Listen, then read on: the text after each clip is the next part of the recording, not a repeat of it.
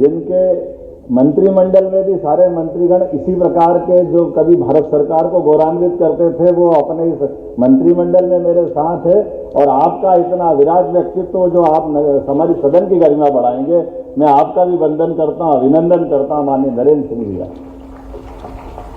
और इस अवसर पर और सौभाग्य की बात है, 8 बार से लोकसभा विधानसभा में जो आप महाना जी सतीश जी, और इतनी बड़ी विधानसभा और विविध प्रकार के अलग अलग अवसर पे आपने उनके साथ सदस्य करके अपना समय गुजारा। आपका वो विस्तृत अनुभव का जो खजाना है, मेरे विधायक साथी आपका लाभ लेंगे। माननीय सतीश महाना जी, आपका भी मैं अभिनंदन करता हूं। आप गंगा की तीरे से आते हैं, हम अपने छितरा के तीरे वाले आपका भी अभिनंदन करते हैं। ये राजा भोज की नगरी है, आनंद की नगरी है, जो अलग अलग प्रकार से कारण से जानी जाती है। हमको मालूम है महाकाल की नगरी आता है, और महाकाल का स्थान कैलाश पर्वत से प्रिय कोई हो नहीं सकता है। ये सौभाग्य की बात है। संसदीय कार्य मंत्री माननीय कैलाश जी विजयवर्गीय भी यहाँ विराजमान है। मैं आपका दोनों तरह से, एक वरिष्ठ मंत्री होने के नाते से भी, संसदीय कार्य मंत्री होने के नाते से, और आपका भी जो लंबा अनुभव है सब प्रकार के लोगों को साथ चलने का, निश्चित रूप से प्रबोधन के कार्यक्रम में मैं आपका भी अभिनंदन करता हूं। माननीय उत्पल जी, माननीय उमंग सिंगार जी, उमंग जी भाई ने भी मौका छोड़ा नहीं है। भले ही प्रबोधन का कार्यक्रम है, लेकिन भूमिका आपने प्रतिपक्ष वाली थोड़ी चिमटी लेने का ले ही लिया है। निश्चित रूप से उमंग जी आपकी भावना का सम्मान करेंगे, और हम और आप मिलकर के पक्ष विपक्ष फिर नया कीर्तिमान बनाएंगे। मैं आपका भी वंदन करता हूं, अभिनंदन करता हूं। माननीय AP सिंह जी, उत्पल जी, सभी का मैं वंदन करता हूं। इस कार्यक्रम का नाम ही बहुत जोरदार है, प्रबोधन कार्यक्रम। और प्रबोधन कार्यक्रम यह प्रशिक्षण का अगला चरण है। अगला चरण किस प्रकार का है, हमारे इतिहास में एक अच्छा उदाहरण आता है। व्याकरणाचार्य पाणिनि का बहुत बड़ा नाम है साहित्य का। वो आश्रम में विद्यार्जन करने जाते हैं, और विद्यार्जन करने में जो उनको पाठ्यक्रम दिया था वो पढ़ते, याद करते, लेकिन याद होता नहीं। बार बार उनका इस प्रकार का व्यवहार देख करके गुस्से के मारे आचार्य जी डंडा उठा करके उनकी छड़ी देकर हाथ सामने करो, वो छड़ी मारने के लिए हाथ बढ़ाते हैं। और जब हाथ बढ़ाते तो थोड़े वो ज्योतिष के भी जानकार थे, जैसे हाथ बढ़ाते तो हाथ दिखाई देता, और वो मारने के पहले अपनी छड़ी वापस ले लेते और बेटे उसको लाड़ करने लग जाते। तो उन्होंने कहा क्या हुआ गुरुजी? बोले बेटे तेरा कोई दोष नहीं है। बोले क्यों दोष नहीं गुरुजी, मेरे को बताओ।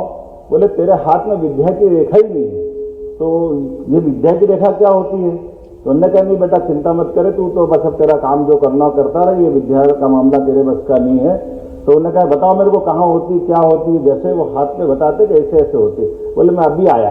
अंदर जाते और चाकू से अपने हाथ से लाइन बना के आते और कहते ये लाइन बन गई। और उसके बाद दुनिया में उनसे बड़ा कोई व्याकरणाचार्य या अपने ज्ञान का बड़ा कोई इतना बड़ा नाम नहीं, जो अपने हाथ से अपनी लकीर बना लेते हैं। तो प्रबोधन का अर्थ ये कि प्रशिक्षण के पहले हम उस विषय में डूब जाएं, हमारे आचरण में, व्यवहार में, ज्ञान में, अपने सभी प्रकार के अपने सूक्ष्म शरीर, बाह्य शरीर, दूसरे का एकाकार करने का जो भाव अगर अपन धारण करते हैं, इसका मतलब प्रबोधन का है। और मैं उम्मीद करता हूं माननीय अध्यक्ष जी, जो आपने कहा है कि निश्चित रूप से ये प्रबोधन के बाद मैं माननीय अध्यक्ष जी आपसे निवेदन करना चाहूंगा कि आप एक प्रशिक्षण का शिविर भी चालू करें, क्योंकि 1985 के बाद अभी प्रशिक्षण बाकी है। ये प्रबोधन का तो कार्यक्रम हुआ है, अपने नए सत्र के बाद हमारी सभी कार्य प्रणाली से समझाने का जो अभी उमंग जी ने बात कही, अलग अलग सत्रों के माध्यम 1 दिन का 2 दिन का आप प्रशिक्षण दिलवाएंगे तो मुझे लगता है कि ज्यादा समीचीन होगा।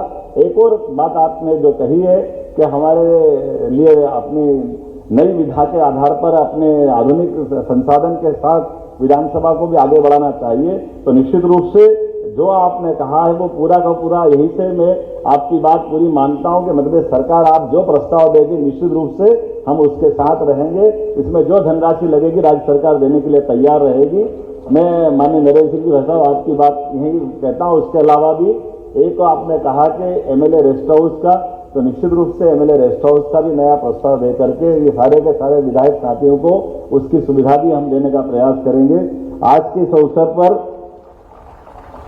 क्योंकि हमने अपने इस खास करके मैंने प्रबोधन की बात कही, तो एक उदाहरण और जरूर देना चाहूंगा। वो हम सब के लिए उसी प्रकार का होगा जो महर्षि पाणिनि जी को हमने नहीं देखा।